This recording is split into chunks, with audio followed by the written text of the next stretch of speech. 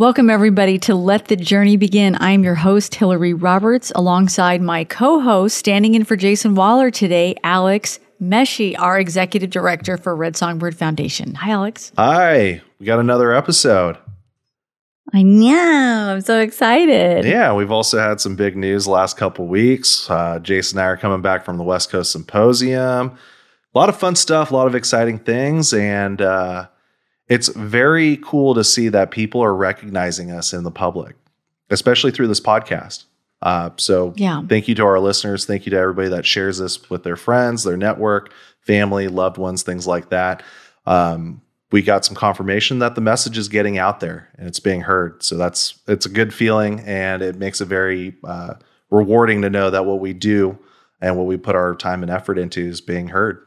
And I just want to give a shout out to you. You know, I know that you've been connecting with some people that have really stepped up with their checkbook behind Red Songbird. And I think it just goes to show, you know, our foundation and the transparency, the integrity of what we do. And we are so grateful for our donors. We are so grateful for the generosity that you guys give. Anywhere from $1 on up. We are just unbelievably grateful for what you give to us so that we can help the hurting. And as I've said before, I don't take 1 cent from this foundation at all. It's just to help the hurting. Yeah, a little bit on that real quick. So to your point, we were fortunate enough to get a $100,000 contribution from the Sal Family Foundation here locally in Corona Del Mar. And we're going to leverage that into 3 90-day full treatment scholarships from detox residential all the way down to IOP. And on top of that, the Purpose of Recovery, thanks to Danella, I'd like to give her a quick shout out. They're actually putting up a scholarship for sober living. So on top of the PHP and IOP portion, the Purpose of Recovery is going to be scholarshiping living arrangements for anyone that needs them. So a big thank you to the Purpose of Recovery, a big thank you to the Sal Family Foundation. And for those that are interested or have loved ones that could use this opportunity, which is a life-changing opportunity. I mean, 90 days where each scholarship is worth $100,000. We're just fortunate enough to have the ability to work with some great treatment facilities that gave us a heck of a discount that we can help 3 people for the price of 1. But with that being said, if you'd like to apply, the applications are live on our website from now until October 13th. Just go to www.redsongbird.org, and it's right under the scholarship tab. So check that out. Like I said, a great life-changing opportunity. So if you know somebody that's struggling, or if you yourself are struggling, please, by all means, take advantage of this. Please. And I do want to say to our donors, you know, there are people that can only afford to give $5 or $10 or whatever. And they're like, does this help? And I'm like, every bit helps. Or even if you can't afford anything and you share on your social media or you tell your friends, just share about Red Songbird Foundation. Yeah, absolutely. Quick note on that before we step on over to our guest here, who smells really good, by the way. 92% of every dollar goes to our cause. So even if it's $1 or $100, you can sleep well knowing that we're putting the most amount of money we can towards our mission to help people heal from the darkness of their past, thanks to the contributors of our donors. But without further ado, I'd like to bring on our guest. He's actually a gentleman that I've known for a while, met him through Jason. It's cool to see somebody that I haven't seen for a little while. Nice to see that you're doing well, but I'd love to introduce you, Mr. William Walker. Welcome to our show. Thank you. I appreciate that. I appreciate you having me on. It's good to see you guys are doing so well with the foundation. That's exciting news, you know, that you can, you're able to help the helpless, you know, like that's kind of like somebody's idea of like when I went into this industry is like, that's what I wanted to do, you know, and something like this just makes that possible, you know?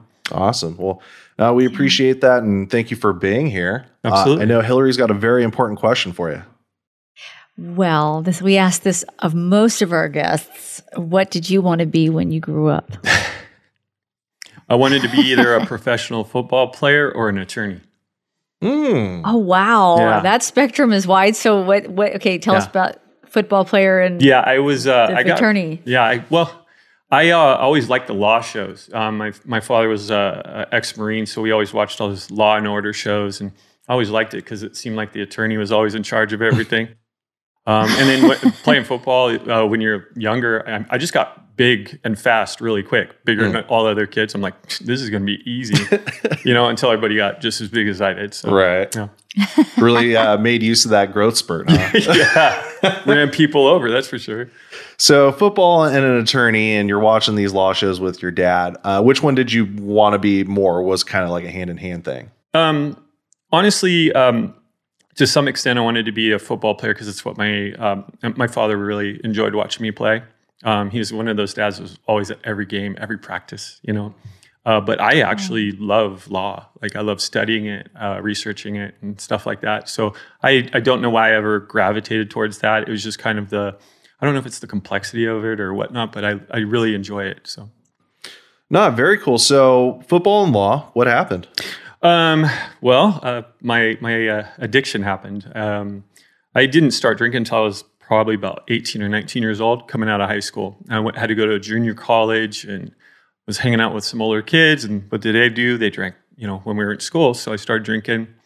And then one Christmas night after I had graduated high school, my family's Irish and German. So everybody drinks in my family. This was the first time I drank in front of my family. And usually the routine was, because I never drank, was my parents, I would drive up there separately and then they'd follow me home, so we'd get home safe. Right. Well, this night, I drank and passed out. My dad thought he was waking me up on the couch at night from just sleeping. I was actually just drunk and passed out. Got in my car, did the normal routine. We started driving down a hill up in Skyline, up in Tustin, which is a steep incline, right? Mm-hmm. We were going down and I went into a blind turn. I blacked out, rolled my truck 3 times, crushed my skull in 3 different places. Wow. I died for 1 minute, 23 seconds in the ambulance in front of my mother. I was in the hospital for 2.5 weeks on life support in a coma. And yeah, that's kind of what happened. I couldn't play football anymore because my head is kind of mush. Right. And yeah, and my addiction started from there because I tell you that based on the fact that I had started drinking. And then out of that accident, I was prescribed Vicodin. And back in the day, that wasn't a big deal. Right. The doctors did it all the time. Mm-hmm. Right. But I was being given these horse pills and they just kept coming. And I ended up taking those like Tic Tacs, and it just kind of went from there. Were you still drinking with the Vicodin, or did you kind of transfer from the alcohol to the pills? I was doing both. I really, we talk about feeling alone and out of place. I remember feeling that at a very young age, like kind of just always out of place. Like nobody liked me. I didn't fit in. I grew up in a predominantly Hispanic neighborhood. I was like one of 6 white kids. So it was always like this out of place feeling for me. And then with this accident, I didn't look good at all. Like my head was kind of rearranged and stuff like that. And I really just felt even more out of place. So I drank heavily and used those pills heavily to mask that feeling. And to what point or where did this addiction take you to? Obviously, you were drinking, passed out on the couch, operated your truck, flipped it. I mean, granted, I've known you for a few years now. I didn't know any of this, so this is blowing my mind in real time here. Yeah. Now you got the Vicodins. You're probably in a state of no motivation. You feel out of place, and not only that, but debilitated from the opiates and alcohol. Absolutely. So where did that take you to from there? Right. Well, like back in the day, they didn't talk about stuff. They didn't talk about your feelings, depression, all that stuff. I really got into a deep, dark depression from it all. I eventually, my motivation came when the doctor stopped writing the script. When he stopped writing the script, I then started to realize I had to go find something else to do the same thing that the Vicodin was doing. And I went out and tried other drugs. I was a trash can. Like, I would try any drug that I could get my hands on. And I eventually found the cocaine and methamphetamines. That was the things. When I tried those made me feel like I was smoking a joint almost. It didn't like I'm already up. they brought me down to a different level. It's almost like taking an Adderall, you know? Right. And I that's the best way I can explain it. And I was like, hey, this is the stuff, you know, like these uppers. And so I got really into the cocaine and the methamphetamines and anything that is in that same category, because it just brought me down to a level where I thought was normal, you know?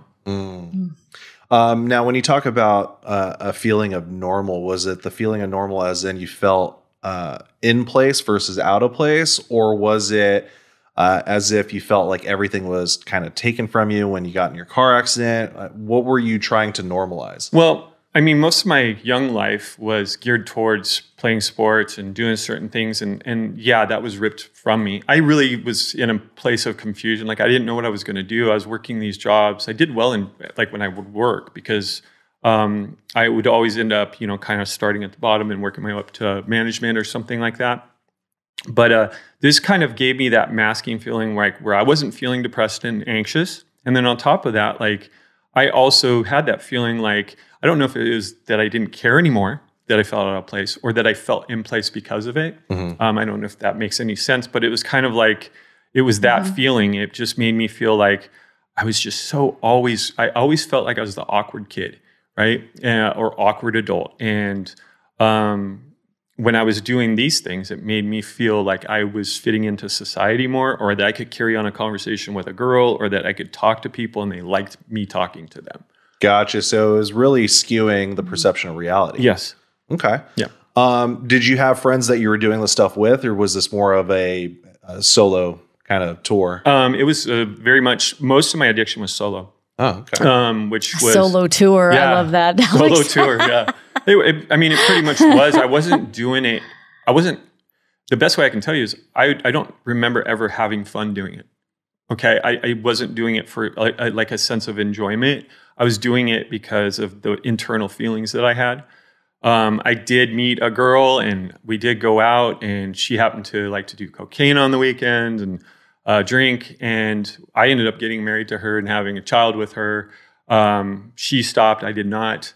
But you know, to her knowledge, I just partied on the weekend. But I can tell you, I was doing this every day just to like get through the work week or get through the day. There was always a rhyme or reason for it. So it basically became part of your routine. Absolutely. I mean, it was just like brushing my teeth to me. Like, I would get up in the morning, I'd do whatever I needed to do. I'd go to work, and then at lunchtime, I'd, you know, do whatever I needed to do. And then I would go home, and that was it. And that went on for years until Aiden, my son, was born. And that let me know where my addiction was, because there was moments in that I was choosing my addiction over my son. And I'm somebody that happens to love kids. I love my son to death, but I knew how bad it was just when he came along in my life. And I ended up, getting a divorce, getting in a lot of trouble, because I would eventually you lose the job, you know? And when I would lose the job, I would start doing other things to make up for the job. Gotcha. And so, yeah. And so when, you know, I ended up getting locked up several times. And like I told you, I like to study law. So I actually worked my own cases. I fired about 2 attorneys because I thought they were going to screw me at some point. But right. I studied my own cases. I had 5 total. I think at the end of my run, I had 5 cases with 24 felonies. Whoa. Yeah. Wow. Yeah, I do good work. Yes. I get bottom real quick. Yeah. 24 felonies is definitely quite the number. Can you give us an idea of the severity of these things? Yeah. I used to like to run, but there was no violence to it. Right. Okay. So, there was, it was mainly like here in Orange County, it's, you know, like if you get caught with drugs and really any weight, they're going to turn that into possession with an intent to sell. Right. You have baggies on you now, you're possession with an intent to sell, intent to distribute, right? And each one of those at that time is a felony charge. So they just kind of added on felonies, like 5 cases, and, you know, you're looking at about 4.5 felonies a case. Right. Some were worse than others. But for the most part, like I had fraud, forgery, that I really didn't get busted for because they never had enough evidence, but fictitious instruments, stuff like that. It was really nothing like a violence or anything like that. But I mean, I think my first offer was 16 years for all of that. And I was like, wow. Whoa. well, I didn't kill anybody. Yeah. It was 16. And how old were you? How old were you when that happened? 28, I want to say. Yeah. 28, yeah. So all this stuff is happening. So what was your low, like, what was the low point? So this is all very intense and all also part of what addiction brings. Yeah. But what was the low point? When did you finally know that you had to make a change? I think, like I said, when Aiden was born, it made me recognize what was going on in my life. But at the same time, something I left out is my father came down with cancer. So my father was in the Korean War. He was exposed to Agent Orange and all that good stuff. And he ended up getting cancer in his stomach. They had to remove his stomach and then all this other stuff. And my father was like my best friend, so I always took care of him. And it was kind of the back and forth with me taking my dad every week for chemo, trying to be in my son's life. I think that's when I started to realize really just how bad it was, right? Where everything had got me. At one point, I didn't have a home, and I was living on the streets.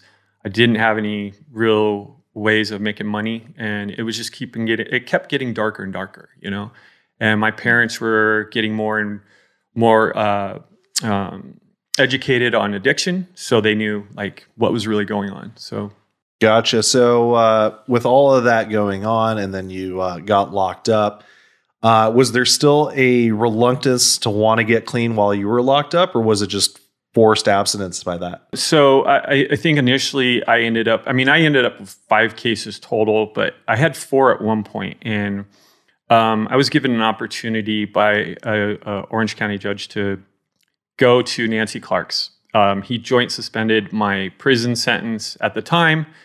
And so I went to Nancy Clark's, and at that time I had served out like between 14 and 17 months in Orange County jail because I'm stubborn and I like to fight everything. But he allowed me to go to Nancy Clark's, and I went there. And Nancy Clark, great lady, I still work with her today. She took me in, and I went through that program for 6 months. Can you tell our listeners a little bit about Nancy Clark's program? Yeah, Nancy Clark's is actually right down here on Victoria Street. She services a lot of the helpless and hopeless people in and around. She does a lot of work with people coming out of custody or out of jail. She works with the probation departments, and she's got a really nice setup. It's a apartment community. It becomes like a family community because we're all looking after each other. But it's really neat for that transition, especially for people coming out of custody, because that's what she's set up for. And she's got a lot of resources, and she really helps you. That 6 months gives those people the chance to try, right? It gives you the chance to get that traction. I can speak from experience coming out of any type of custody situation, whether it's 3 months, a year, or 34 months. It's difficult. And not only that, you're trying to stay sober as well. And most of us come out of custody with a record that doesn't allow us to get jobs. So it makes it even more difficult. It kind of feels like you're not going to be able to do it. But she's got resources. She's a great lady. I have one of my clients over there right now. I love working with her. I went through that program, and I didn't have somebody. I didn't do what they were telling me to do. I didn't do any step work. I didn't do anything like that. And but I said that I was doing it. I was the guy setting up the meetings, right? And I was the guy, like, they loved me over there, and the reality of it is I wasn't trying to get anything over on anyone. I just didn't think I needed that stuff. I'd been sober in custody, but there's one big difference between being sober in custody and being sober out of custody, right? And eventually, I hit 6 months, and I was working for an attorney's office. I was kind of doing research for them.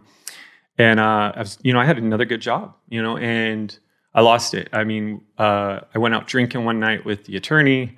I had one drink. I was already thinking about what I was going to do the next morning. And I relapsed. And like I said, I hit bottom really quick. So in a week, I had lost that job, lost my job. People were looking for me. Probation was looking for me. She's like, well, you mean you need to come in? I'm like, yeah, I'm not going to come in right now. And I got arrested again eventually. I actually got arrested as kind of a unique story. Is like there was one night, and I prayed to the God of my understanding. I asked him to take me or save, like basically kill me or save me, you know? That's where I was at. And the next day, I went to my mother's, my parents' house. My father was out back. He'd just gone to chemo. I was actually setting up to go on a run out of Orange County so I wouldn't get caught. That's what I was really intending to do, because everybody was looking for me. And because I was that important. No, I'm just kidding. And I went there, and my father had a special relationship with me, and he started talking to me like he had never talked to me before. See, my father, through this whole time, always thought that it was a choice, and I was making poor choices. And I sat out back, had a conversation with my father. My father, was telling me, your mom and I are concerned. We think that you may have relapsed, and if you have, like, we're here for you. And my father wasn't, like my dad supported like me going one time, but not twice, right? And that conversation led to me confessing to my dad, and he asked me to stay there. And I stayed there at my parents' house.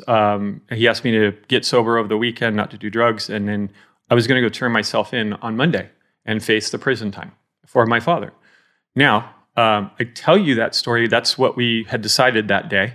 I don't know that I could have pulled that off, because what happened later on in that day is I got busted 4 times, right? So there's people that I had owed money to because I was getting busted for, deliveries and stuff like that. I wasn't a drug dealer. I was like dealer to dealer type of thing, and people came looking for me at my parents' house and found me. And we had an altercation. I ended up in the hospital for a little bit that evening, and I got brought back home, and unfortunately cops were there.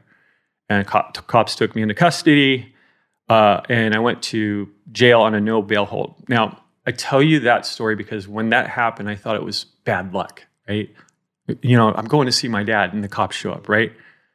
Today, I really believe that was God answering my prayer. He was doing for me what I couldn't do for myself. And what he did is, I can't tell you on Monday I was going to turn myself in, because this was like a Friday, I think. And that just the whole, I believe that like the God of my understanding, that's how he works in my life, is he, that's things like that. It's not a bright, shiny light. It might be some cop lights, because to the truth, I mean, if I'm transparent, I don't think I would have turned myself in. I think I would have talked myself out of it way before Monday morning. And so I really believe today is like, that's kind of sometimes how our prayers get answered, because no bail hold, I wasn't getting out. I was so clever with the law that, that's what kept me out there so long was, some of my hustle and heart and my intelligence. I was too smart for my own good, But that's one of those unique stories is like, I look back on that now and I understand exactly why that happened, Yeah, no, it definitely sounds like some divine intervention to kind of stop you in your own tracks and bring an abrupt halt to what you were doing, take the control from you and put you down this path. So let me ask this, that time you went to prison, was that when you got clean and stayed clean then? Yeah. So that was, that was the last time I went back in front of the same judge and I asked him for another opportunity and he said no. And the funny thing is I work with that judge today. I actually, just real quick, like I got a certificate of rehabilitation. So when I was sentenced to 6 years, 8 months in prison. And I went to CRC, which is right up here in Norco. The only thing the judge would do for me is he sentenced me really close because my father was dying. My father died when I was in prison. I was allowed one day to go out and go to the funeral and come back. But the cool thing is like I worked that case myself, and I got what is called a civil addicts commitment. Not a lot of people know what that is, right? You serve less time, you come out on a high control parole, which means that they're seeing you every day, right? And you're getting tested. But you have to stay on it for 5 years instead of like the normal is like 3, I think. And so I was on that thing for 5 years. And what the deal was is that I come out on this civil acts commitment. And if I pass all of that, and mind you, there's only 1% that enter that program to pass. If I pass that, all my cases remain open. And when I get discharged from parole, the judge goes in and dismisses all my charges, all 24. Wow. So that's actually... It's a heck of a deal. Yeah. Here's the thing. I didn't think it was ever going to happen, right? But it did. And it actually took place. I got everything dismissed. And then I went back in, I just keep going until if they open a little bit of a door, I just tend to walk through it. So now I can put myself up for a civil acts commitment. So what do? I go file the paperwork for that. I get a civil acts commitment, which is basically the courts, or not a certificate of rehabilitation, which is basically the court saying that you have been a rehabilitated criminal, right? And it kind of clears your entire record of everything. And then you also get that put on the governor's desk for a governor's pardon. Wow, that's incredible. So that's what I'm up for right now. I'm not going to get it because I know what that entails, and I have too many felonies really for that to come into play. You can't be in trouble for the same crime more than once. I've did it several times. So, but the good news is it's just there, right? I had that opportunity, and I was blessed by that. So I kind of walked through that. It's the same stuff I walk people through kind of every day in the court system. Yeah, so let's talk on that. Yeah.